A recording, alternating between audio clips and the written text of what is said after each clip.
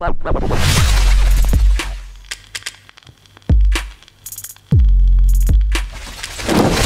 welcome to another video. I'm Lewis. Above me is John, and we're here to talk about the news about Harry Kane looking like he's out on the way out of Tottenham, and City are favourites to get his signature. So we're going to talk about Harry Kane because there's still some people yet to be convinced. So we're going to give some stats and talk about him to see if we can convince you, because it does look like this is a potential signing for City this summer. And before we get into it, guys, let's set a like target. Let's go for 1,000 likes. So smash a thumbs up on the video if you do enjoy it. Subscribe to the channel as well if you're new.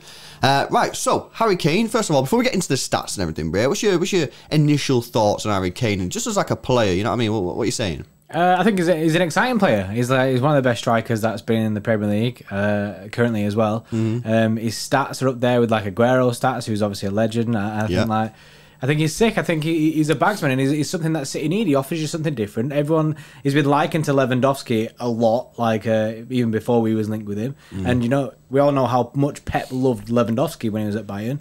So it makes sense from Pep's side of things. I reckon he would love to have Kane there, and it fits the category of the players that we've been kind of linked with, like the Lukaku, the Erling Haaland, like all them kind of players. Strong player. Yeah, strong, tall, aerial presence in the box.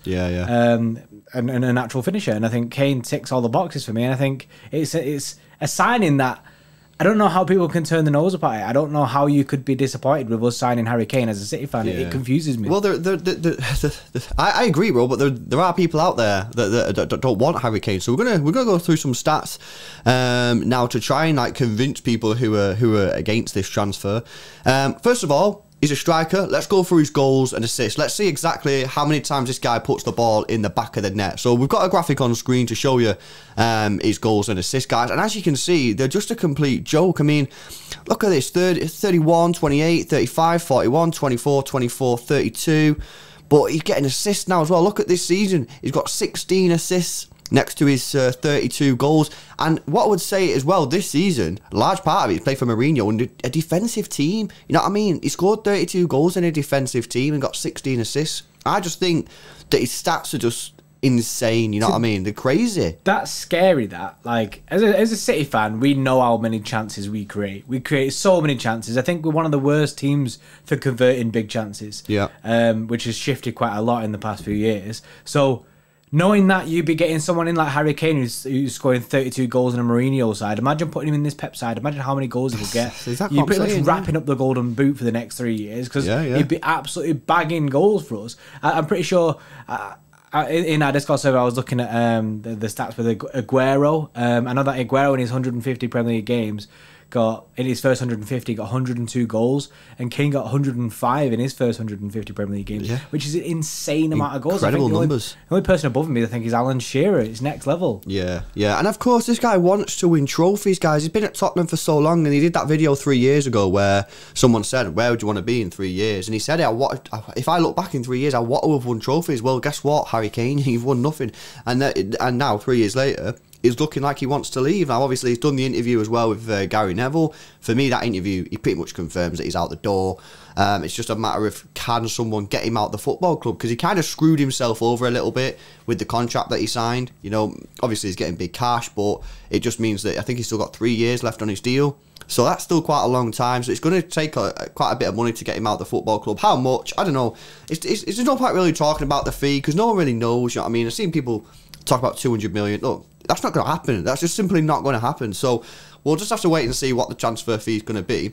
I mean, apparently it has a gentleman's agreement, apparently, with Levy, because apparently last season he had these kind of showdown talks with Levy and said, like, look, what's going on? I'm not winning trophies here.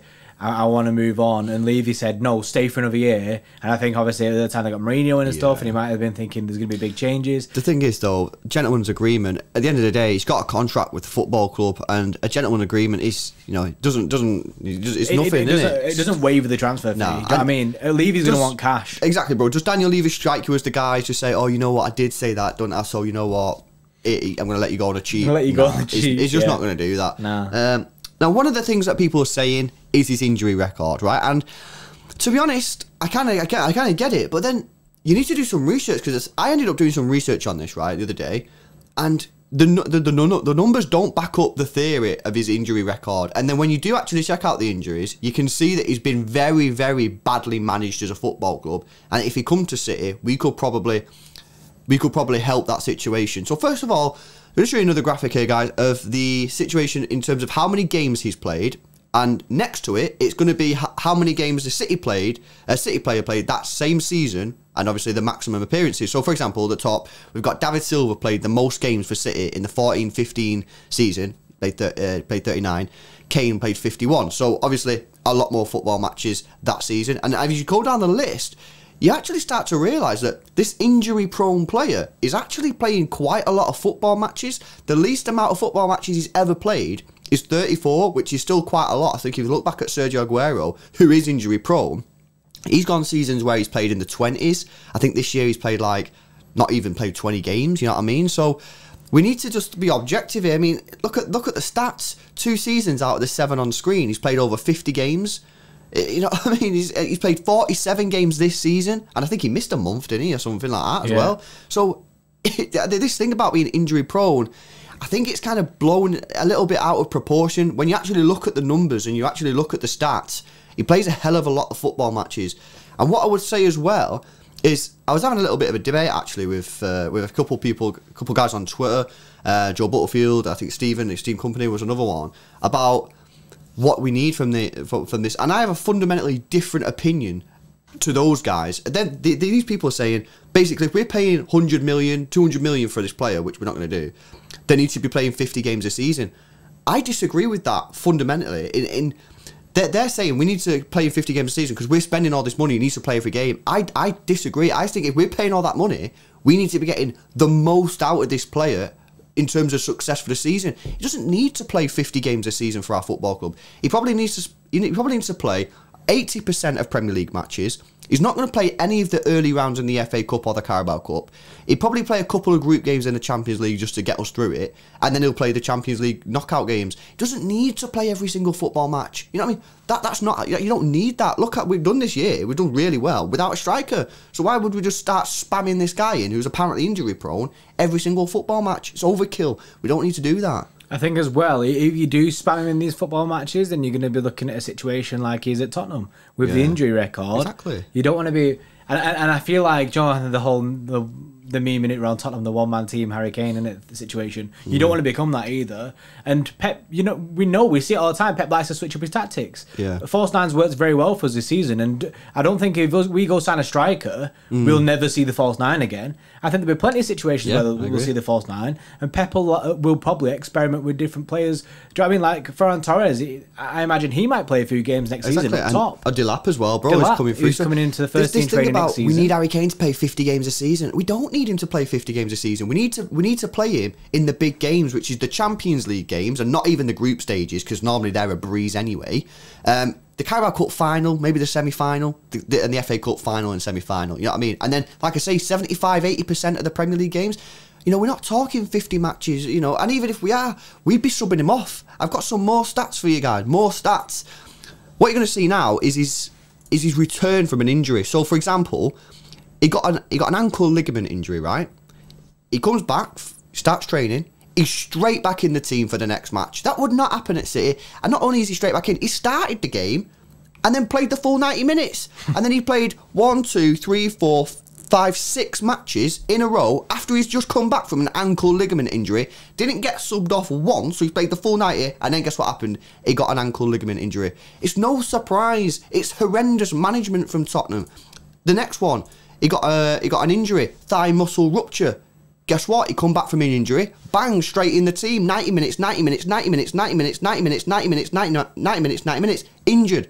That would not happen at our football club. He'd come back from injury, he'd probably train for 2 weeks, and then he'd be subbed on and then play for a few games. He'd be eased into the squad where I think the problem in this lies within Tottenham, not within Harry Kane. I agree. That's the thing. Is the question, bro, I'll let you answer it, is the question. Is he injury prone, or is it just horrendous management from Tottenham? See, I'm in the boat of it's horrendous management. What you've just said there is horrendous, bro. You can't do that. You can't be just throwing your players back in. No. Imagine Aguero came back from injury and we really needed him this season, and was throwing. I mean, to be fair, Pep did actually throw Aguero in one game for 90 minutes. I think. And then got off to so weird. Was it not West Ham? Was it West Ham and he rushed him straight back, and then at half time he came off, didn't he? Yeah, was it not West Ham this year? He come back from injury in the team. Bang, off at half time. It's a joke. And the final one, ankle injury. Comes back from training, straight in, 90 minutes, 90 minutes, 90 minutes, 90 minutes, 90 minutes, 80 minutes, 90 minutes, 90 minutes, 90 minutes, 90 minutes, 90 minutes, ankle injury.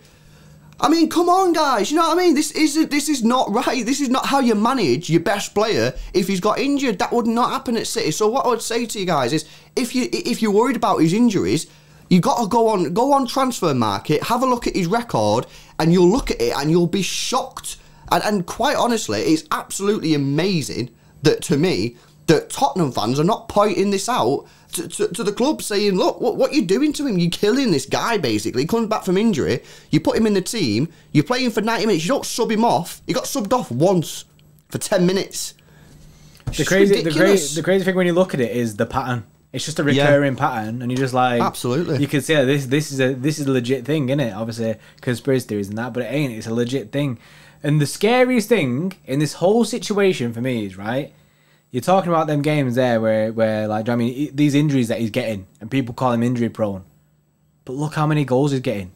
What about if this guy was managed properly? If this guy's getting 32 goals this season, right? Yeah. And he's mismanaged. What if a team actually managed him properly and got the most out of this player? Yeah. That's incredible. That is actually incredible. We could be looking at a 50-goal a season player. I agree. But on the flip side, you could say, if Harry Kane joined, I'd be saying to Harry Kane, look, if you're coming to my football club, you're not going to play every single football match, because if you play every single football match, you will get injured. You're going to play the games that I'm going to need you to play. But if we're 3-0 up against Burnley at home and you score 2 goals, don't start crying when I take you off after 55 minutes because you want your hat-trick. You might do that at Spurs, but you're not going to do that at City, because at City, we look at the longer-term picture. We want to win trophies. And yeah, we could leave you on and you could get your hat-trick and get the match ball, but there's also a risk that you could get injured, and we don't want that. We'd rather, keep you fit and healthy. So, he'd have to give a little bit back as well and accept that he might not score the 50 goals a season, bro, because he might not be on the pitch enough. I have a thing, and I'm sure I could be completely wrong in it. Do you know what I mean? So people let me know in the comment section. Anyway, I get roasted. I'm sure Pep hates hat tricks, bro. I'm sure that's a thing. I'm sure he does. Like when we watch City, players score 2 goals and that, they always get taken off. It's never a thing about the hat trick situation. I'm sure it's because it takes it a bit away from the team when it's a team performance. I'm sure there was something in that. It could be completely wrong. But well, I think Harry Kane would have to accept that if he comes to our football club, he's not going to play 51 matches. He's just simply not going to play that, because he won't be on the pitch long enough to do that. And if he does play 51, he's not going to be doing Tottenham where he's playing 90 minutes every single match. It'll be 60 to 80 minutes. He'll be getting subbed off if we're 2-3-0 up, which is absolutely correct. That is correct. You want to keep the player fit. Like I say, guys, for me, I think this whole injury thing is blown out of proportion. Of course, we could be completely wrong. He could come in and melt straight away, and that's the risk with Harry Kane. That is what that is the main concern that City fans have when you say, why don't you want Kane, is because of his injuries. However, but if he's injured and still getting 30 goals a season, I mean, his injury, these people are saying he's injury prone, but he's still playing 47, 34, 40, 48, 38, 50, 51 matches. I mean, look, it's a risk. That is the risk that you got with Harry Kane. The guy puts the ball in the back of the net. There's absolutely no doubt about that. He takes a mean penalty as well, by the way, which we should probably just sign him just for that anyway. But that is the main concern. Hopefully, we've shown you enough evidence, basically, for you to relax about that. Let us know in the comment section below. Do you still believe that Harry Kane, after everything that we've shown you, do you still believe that Harry Kane is injury prone? Or actually now you're looking at it and going, wow, these two actually give us some good information for once, and it might actually be that Tottenham have just managed him absolutely atrocious. Let us know in the comment section below. Are you happy that we might be getting Harry Kane? We'll have a look at the comments to see what people are saying. If you have enjoyed the video, guys, make sure you smash a like on the video. Subscribe to the channel if you're new. We're trying to get to 35k, so any help towards that would be massively appreciated. And we'll see you in the next one. See you in a bit.